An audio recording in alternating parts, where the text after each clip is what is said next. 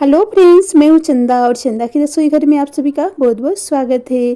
दोस्तों, आज हम आपके लिए लेकर आए हैं एनर्जी से भरपूर बहुत ज़्यादा टेस्टी ऐसी रेसिपी जिसे आप किसी भी फलाहारी व्रत में खा सकते हैं। इसे खाने के बाद आप दिन भर एनर्जी से भरपूर रहेंगे और भूख की एहसास नहीं होगी। तो दोस्तों, आज हम बनाएंगे किशमिश रबड़ी। यह सिर्फ 5 मिनट में बनकर तैयार हो जाती है। बनाने में बिल्कुल आसान है, खाने में ये बहुत ज़्यादा स्वादिष्ट लगती है। तो रेसिपी को एंड तक देखते रहिए। रेसिपी अच्छी लगेगी तो लाइक कमेंट शेयर जरूर कीजिएगा। तो चलिए शुरू करते हैं आज की रेसिपी। तो इसे बनाने के लिए हमने यहाँ पे लिया है 25 ग्राम किशमिश। अब हम सबसे पहले किशमिश को अच्छे से वॉश कर लेंगे। किशमिश को बिना वॉश किए भी खा सकते हैं, लेकिन यहाँ पे हम किशमिश का रबड़ी बना रहे हैं और वो भी व्रत के लिए बना रहे हैं, तो इसे अच्छे से वॉश कर ले रहे हैं। तो इसे हमने अच्छे से वॉश कर लिया है। तो इसे अभी साइड में रख दे रहे हैं और चलते हैं गैस के तरफ। तो इधर गैस पे हमने पैन चढ़ा लिया है और पैन में हम यहाँ पे डाल रहे हैं 1/2 लीटर गाय का दूध। और आप पैन की जगह पे चाहें तो कोई भी बर्तन ले सकते हैं।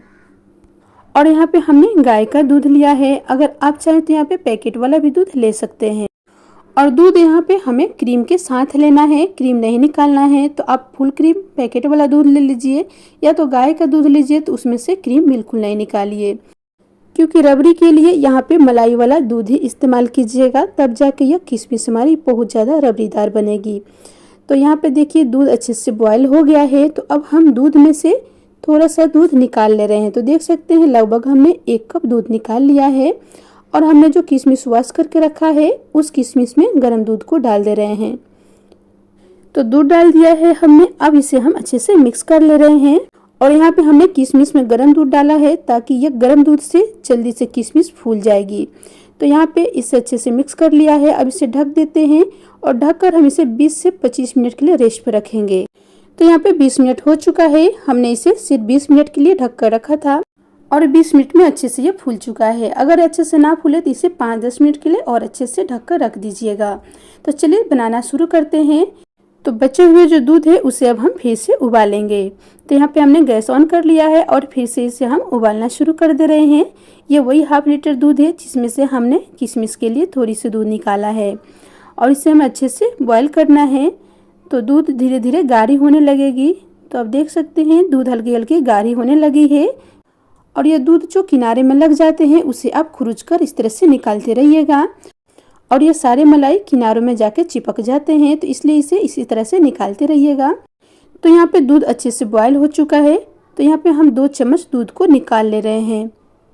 इसे हमें बाद में इस्तेमाल करना है, तो इसे हम साइड में रख दे रहे हैं और उसी तरह से दूध को थोड़ा और गाढ़े होने तक बॉयल करेंगे। तो इसे हम बिल्कुल लो फ्लेम पर बॉयल होने दे रहे हैं। तब तक हमने जो 2 चम्मच दूध निकाला है उसमें हम यहाँ पे मिक्स करेंगे 1 चम्मच अरारोट पाउडर। तो यहाँ पे हम 1 चम्मच अरारोट पाउडर इसमें डाल दे रहे हैं। तो आप व्रत के लिए बना रहे हैं तो अरारोट पाउडर का ही इस्तेमाल कीजिएगा, यहाँ पे कॉर्नफ्लोर नहीं डालिएगा। अगर आप व्रत के लिए नहीं बना रहे हैं तो यहाँ पे आप कॉर्नफ्लोर भी डाल सकते हैं। तो यहाँ पे इसे अच्छे से हमने मिक्स कर लिया है। तो हमें दूध में डायरेक्ट अरारोट पाउडर नहीं डालना है, इसी तरह से दूध में इसे घोल बनाकर फिर दूध में डालेंगे। तो इस तरह से इसमें लम्स नहीं आएंगे और ये बहुत अच्छा से रबड़ीदार बनेगा। और अरारोट पाउडर डालने के बाद इसे हमें लगातार चलाते रहना है। गैस का फ्लेम बिल्कुल लो रखना है। अब इसमें हम फूले हुए किशमिश डाल दे रहे हैं और किशमिश के साथ जो दूध है वो भी हमें इसमें डाल देना है। और किशमिश डालने के बाद भी हमें इसे लगातार चलाते रहना है और किनारे किनारे जो भी मलाई पकड़ेगा उसे हम छुड़ाते रहेंगे, क्योंकि जब हम इसमें अरारोट पाउडर डालते हैं तो ये जल्दी से गाढ़ा होने लगता है। तो इसलिए यहाँ पे हमें लगातार इसे चलाते रहना है। और गैस का फ्लेम यहाँ पे मीडियम लो रखेंगे, ना ज़्यादा हाई और ना ज़्यादा लो रखना है। और इसी तरह से दूध को गाढ़े होने तक हम इसे पका लेंगे। और ये दूध 2 से 3 मिनट में गाढ़ी होने लगेगी। तो आप देख सकते हैं धीरे धीरे यह गाढ़ी होने लगी है।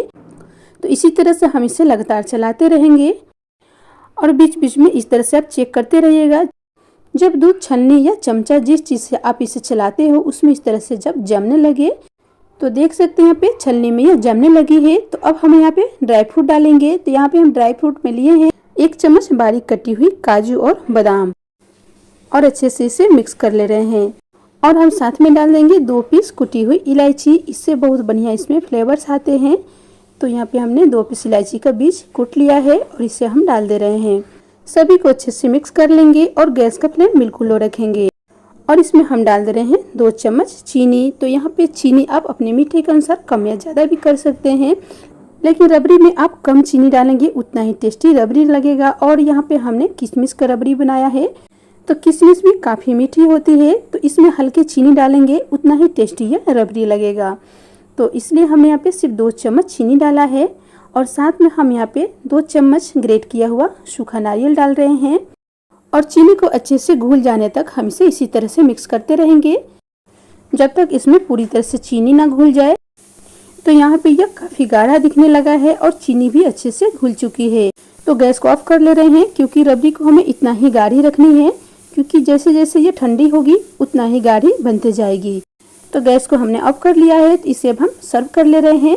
तो ये देखिए रबड़ी हमारी ठंडी हो चुकी है और देख सकते हैं कितनी रबड़ीदार या किशमिश की रबड़ी बनकर तैयार है।